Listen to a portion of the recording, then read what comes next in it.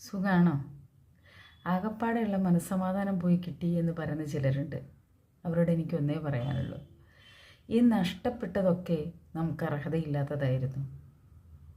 അതല്ലെങ്കിൽ ചില ബന്ധങ്ങൾ അവർ നമ്മളെയാണ് നഷ്ടപ്പെടുത്തിയത്, അവരാണ് അതിന് യോഗ്യതയില്ലാതിരുന്നത്. അപ്പോൾ നഷ്ടം അവരുടേതല്ലേ, നമ്മുടേതല്ലല്ലോ. ജീവിക്കണം, ജീവിച്ച് കാണിക്കണം.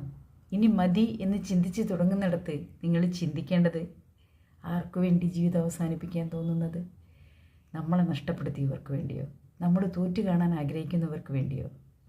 നമ്മൾ ജീവിക്കേണ്ടത്, നമ്മൾ ജയിച്ച് കാണാൻ ആഗ്രഹിക്കുന്നവരുണ്ട് നമ്മുടെ ചുറ്റിലും. നമ്മുടെ മാതാപിതാക്കൾ, നമ്മുടെ മക്കൾ, നമ്മുടെ കൂടപ്പിറപ്പുകൾ, നമ്മളെ ചേർത്ത് നിർത്തുന്നത് നമ്മുടെ പങ്കാളികൾ. അവർക്കൊക്കെ വേണ്ടി നമുക്ക് ജീവിച്ചല്ലേ പറ്റൂ. ഇനി ആർക്കും വേണ്ടെങ്കിലും നമുക്ക് നമ്മളെ വേണമെന്ന് തോന്നിയാൽ അതാണ് നമ്മുടെ ജയം.